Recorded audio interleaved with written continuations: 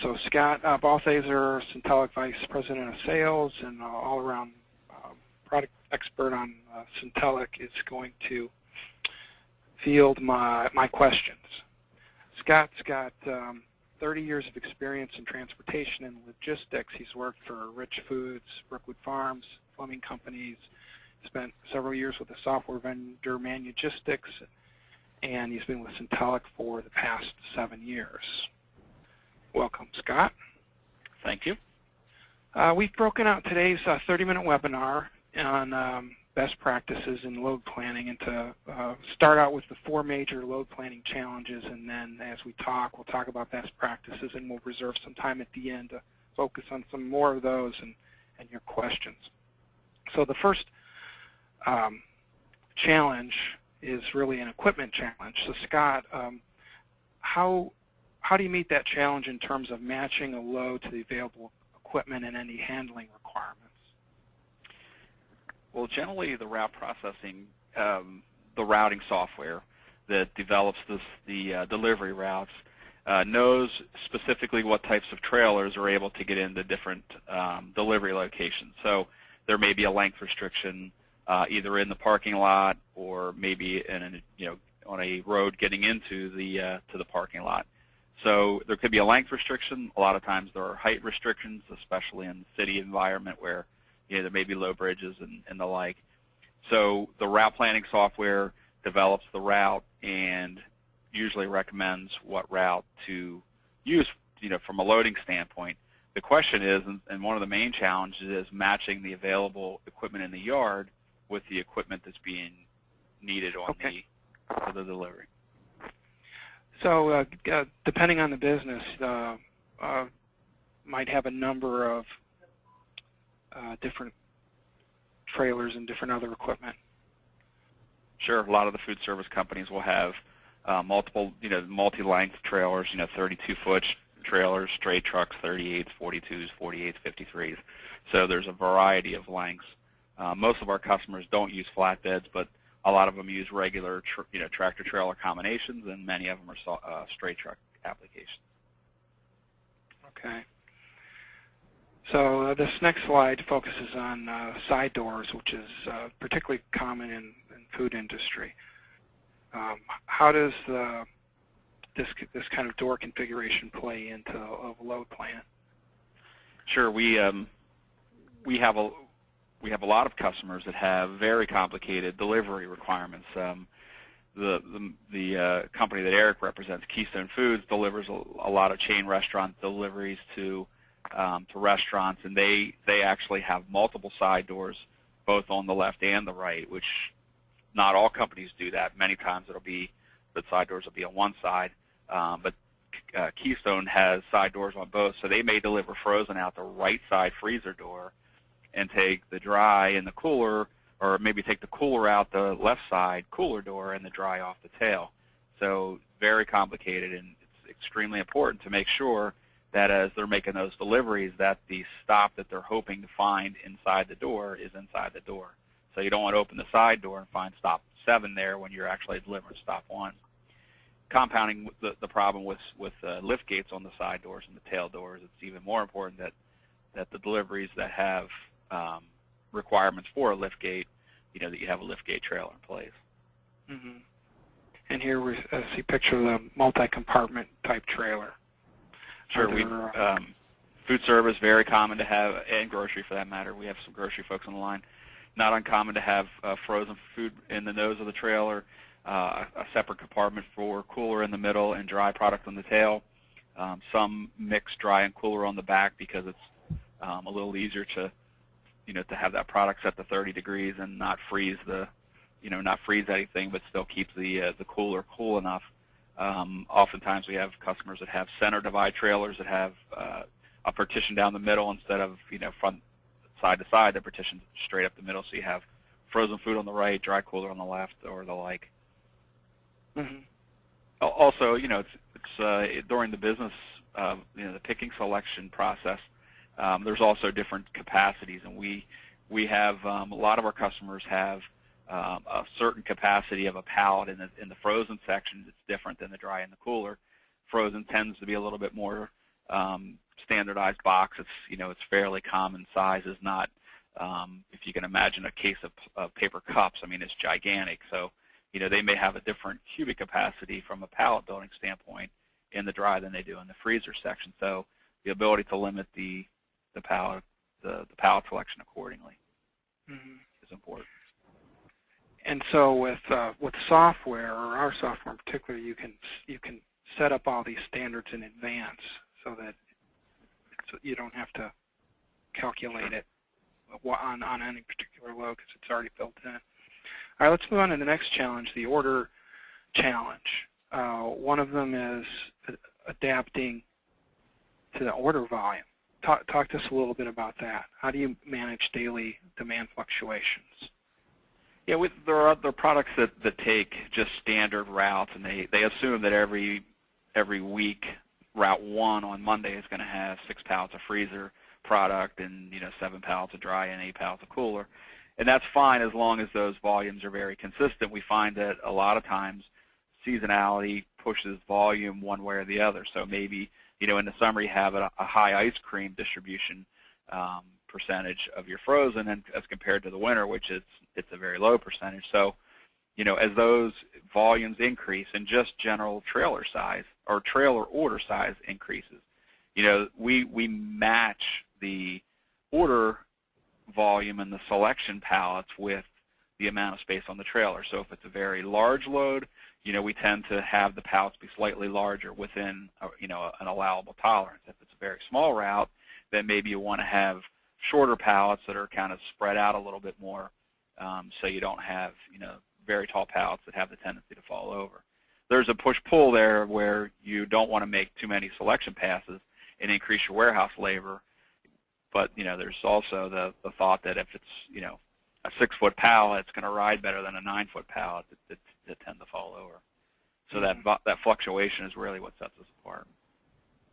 And the bottom line is you're trying to use your equipment to the most effective capacity.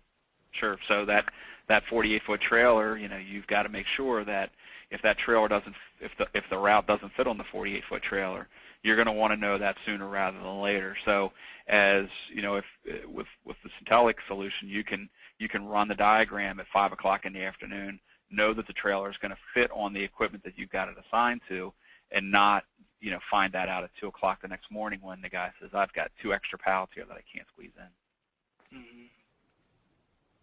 Then there's the product challenge of adapting to any special loading requirements. And maybe you can talk about Keystone. Eric would have talked about how their product mix has these unique product type requirements. They've got a lot of very complicated things at McDonald's in the chain delivery business. They deliver full pallets of hamburgers and full pallets of French fries. So rather than case pick those products and load them in, there's a whole assortment of frozen food, dry, cooler products, but also bulk pallet loading. They also handle things like Coke cylinders, where they have a pallet space on the trailer that's just 80-gallon cylinders of Coke syrup that does not get taken off the trailer. Instead, they take hoses and run it into the restaurant. So, not only do they have the typical dry frozen cooler, but they also have things like the Coke pods and also buns. So there's 4 stacks of the hamburger rolls in smaller footprints than a standard pallet would take up. So lots of different products, lots of different sizes of the delivery method. Also, they deliver on carts in some environments. So you could have 3 carts that are side by side within the trailer, or 2 pallets that are side by side within a trailer, which is the standard configuration. Okay, and what about mixing products? Can you mix? Do people mix on an individual pallet? It's uncommon, or I guess let me say we have customers that do it both ways. We have some that pick the dry and cooler together because it's a smaller pick path. Other of the grocery guys tend to pick frozen separate from dry, separate from cooler. We allow that to be picked however you currently do it. We allow you to do that same product mixing.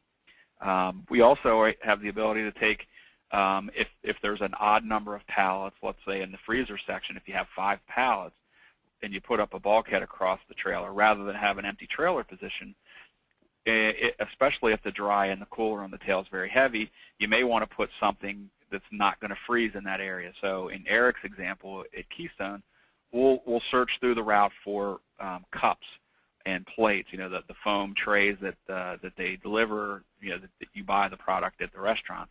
So we'll take those non-freezable items and pull those out of the route automatically and place them in that 6th position to take advantage of that space.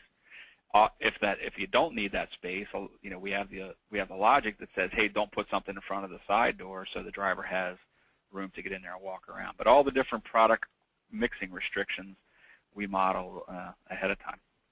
Mm-hmm. How much of this work is done at a strategic level? I mean, is there a point in the year where you need to go back and look at your products and reevaluate it in terms of the loading requirements, and who gets involved in that kind of decision making? Yeah, I think it's many times it's a collaborative effort between the person that's developing the loaded plan, so the guy that's actually running the maps on a daily basis. This technology kind of replaces a guy sitting in the office with a 20 pallet trailer with 20 squares, and he's trying to figure out where everything goes. So collaboratively he comes up with a plan that he thinks is the optimal plan, and gives it to the with our software, comes out with that plan. The map gets delivered to the selector. That's how he picks the product. The loader loads the product.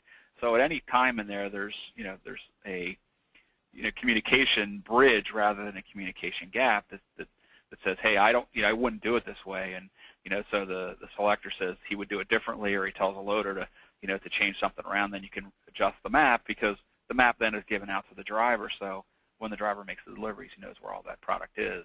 So it's a good plan for the selector and the loader, and it also tells the driver exactly what was done, to make that delivery possible. Mm-hmm. And they're looking at a load plan, a printed, legible documents that everybody can understand, rather than just trying to talk about it. Or have somebody hand drawing stuff and not printing clearly, or skipping a pallet, forgetting to put a frozen pallet on because he just missed it. Those kind of scenarios. Right. Talk about bulk products and how those can be managed more effectively with load planning. Yeah, I mentioned Eric's scenario where they have the hamburgers and the French fries. We do have some broadline food service distribution companies that also deliver, to schools and schools and prisons, where they'll have containers of milk and that kind of thing, where it's loaded in a bulk quantity. So it relieves a selector from going out and picking 54 French fries and putting them on a pallet. Instead, you've got you pick up a full pallet of French fries and you load it in the trailer. Now that's a slightly double-edged sword, in the sense that you have to have that product. That product needs to be accessible to the driver. So you don't want to have efficiency in the warehouse, and then that driver have to climb over his frozen product to get to the French fries that has stop 1 on it. So it needs to be aligned in the trailer that everything's that has at least a very, if not a completely clear path to it, only a small amount of product that the driver might have to kind of off stack or climb around, but not trying to climb over a 60-cube pallet that's 7 feet tall. Mm-hmm. And then there can be step-over rules that might vary based on the company or the driver's ability to. Sure. We created a concept called step over, which that's actually on the next slide.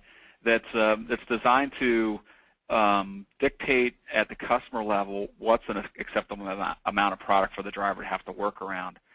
Some of our customers, and some of them within the same business, same company, have different philosophies. A lot of times it's driven whether you're going to cater to the drivers or cater to the warehouse operation. Some companies will say, I'm going to put a pallet there, and if it blocks it in, he has a pallet jack and he can move it out of the way, or he can off-stack stuff. Other companies are very aware of the driver and want that person's job to be as easy as possible. So they'll actually maybe give up some efficiencies in the warehouse so the driver's job's a little bit easier.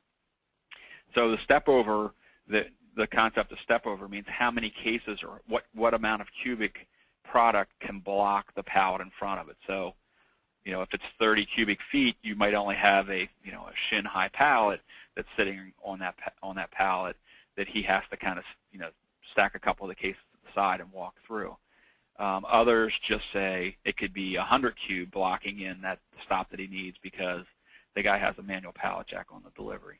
So we coordinate the stop sequences from the routing software so everything's loaded in order, but invariably you're going to have a situation where something gets blocked in, and then those step over rules kind of supersede and say, don't do it by more than this. Mm-hmm. So that last challenge, the delivery challenge, really with Syntelic, we've kind of made that would you say that's the core thing, the foundational thing that it manages that route order and how things need to come off the truck and in what order, yeah. And then you modify it with these different things you've been talking about, like step over rules. Yep, it's the bottom line is that stuff is accessible to the door that you instruct the software to unload from. So if you're saying it's a frozen out the side door, stop one needs to be accessible to the side door. It can't be buried 3 pallets in.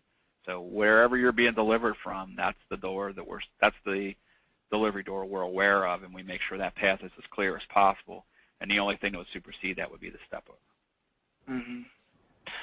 So what happens when this isn't planned out good? What are some of the things you can remember in your experience that may happen when the products aren't coming off in the right order on a truck? I think I spent a lot of my career in the grocery business with Fleming and Super Value and Rich Food in the past. A big challenge is that there are too many pallets brought to the dock. So if there's not a logical thought process ahead of time before the selection, you have the tendency to have more slides coming more pallets coming to the dock than you are able to fit on the trailer. So if you bring, I think it's the next slide, if you bring 26 pallets to the dock and you're only able to fit 22, there's going to be a person on the dock consolidating to try to get rid of those 4 pallets that you're over, which is increasing the labor, and it's also increasing the chance for damage and found later. In other words, where you put a case for stop 1 on the wrong pallet, and all of a sudden it's on with stop 5's pallet, and you make the delivery and you don't think you have that product for stop 1, and then 3 stops later, oh, here it is, and you've already left from the previous stop. So the reconsolidating on the dock, or the restacking on the dock, is very time consuming and extremely increases the chance of damage, and or in also the mispicks or the found later kind of thing. Mm-hmm. Are there operations out there that rely on maybe more loaders than is necessary for an optimized process? Sure. We've got one of our broadline customers was able to, just in one facility, take out 4 loaders from the process. So they had, I'm pretty sure it was like 11 loaders, and just because the loader wasn't having to make these decisions on, sitting on the pallet on the tow motor trying to figure out how everything gets loaded, he just automatically went to the map and said, okay, I'm going to load this, I'm going to load this, I'm going to load this, and at the end of the route, it all fits. That took all that preparation and all that thought process out of his head, and just made him an automated machine where he could just do exactly what the map says. The slide previous talked about staging and maybe the ability to eliminate the staging. Eric at Keystone, they do very little staging. Most everything is picked and directly put on the trailer because it's picked in the order that it's going to be loaded, and they have the confidence using our software to know that I've got 20 pallets, they're all going to be the right size, and I'm going to be able to put them straight on the trailer. Mm-hmm. And then you've got this, I've heard of knowledge, the human factor. Sometimes you can say, well, I've been doing this for years, or our loaders know how to do this. But what's the problem with that scenario? I think the biggest trouble is when you have vacation time or sick time, where a person who's a good guy is not in that day or that week, or maybe is on a long-term illness where you need to replace him with people that aren't as skilled. So you're inclined to kind of be under the bus for the time period when the main person or the good guys are out of the office, and it's to train everybody to be a good loader isn't practical because a lot of those guys only do it kind of as a fill-in position. So that's probably the biggest thing where vacation and personal time pull that guy out, and then you're stuck with substandard expertise. Mm-hmm. Packing to avoid damage. How important is it to try to fill the truck to where things don't move around, or like there's right. two pictures here, bad pack and tight pack?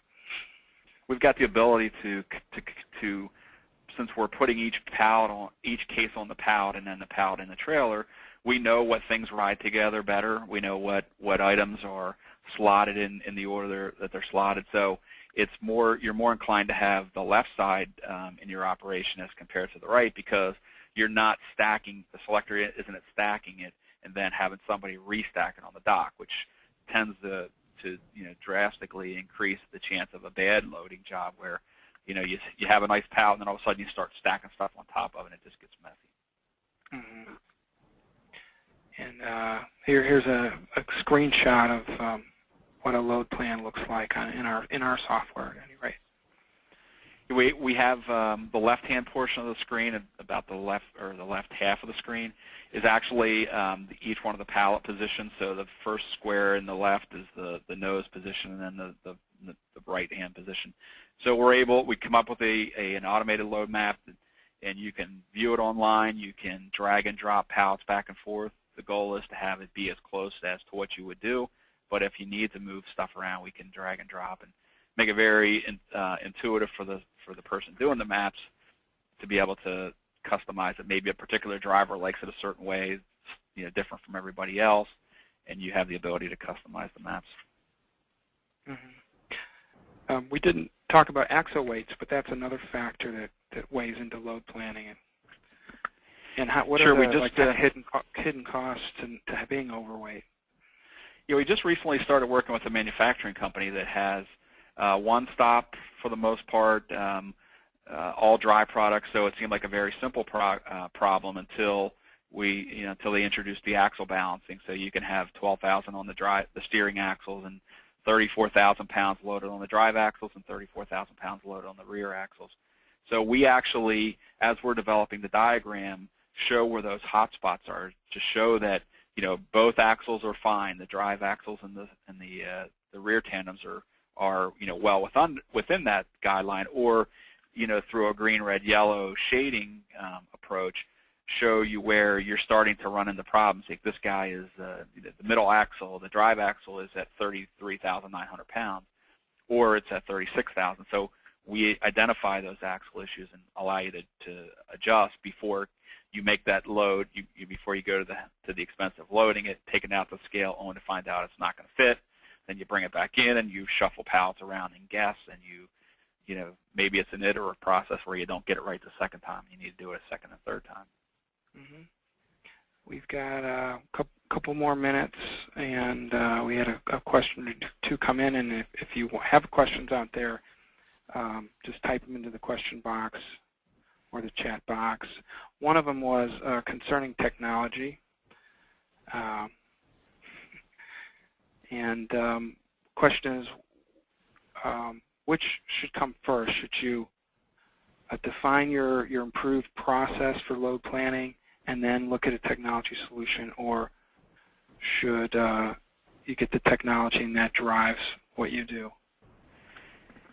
Many times when we approach a new prospect, they don't know that they're not doing a good job. So generally, our approach is a consultative approach. This is how you're probably doing maps by hand, and a lot of times people don't know this type of software exists. So we're in the teaching mode of this is what we do as a company, and this is how it drives the process. Others come to us saying, hey, I need load planning software, and I heard that Joe Blow's food service is using your product.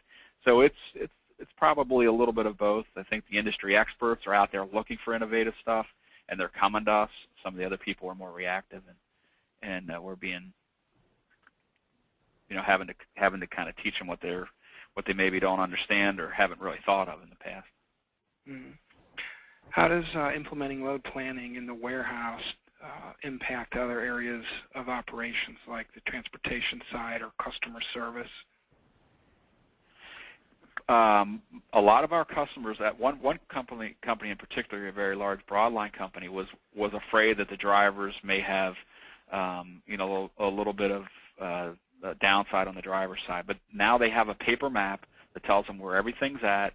They know that everything was picked and loaded, you know, the first time, and it didn't go through a reconsolidating on the dock, you know, where they increased their damage. So I think surprisingly, after implementing the software, that not only significantly reduced the mapping time, but I think they were pleasantly surprised to find that the drivers were completely on board because it made their job easier. They knew the product was going to be there. They knew which pallet it was on. They didn't have to hunt through it. They knew that the path was going to be clear to their product. So it really find that our solution really kind of gives that bridge to the communication gap that's typically between the warehouse and transportation. Much of my career was routing, so my job was to jam it on the truck, and then the warehouse guy's job was to complain about the routing guy. So it was a push-pull thing, and we really bridge that you're going to know that it's going to work, and the drivers are going to be, you know, able to find what they're looking for. Mm-hmm. And if it wasn't clear from today's webinar with Syntelic, load planning, you know, that's one piece of it, but it also it ties into selection.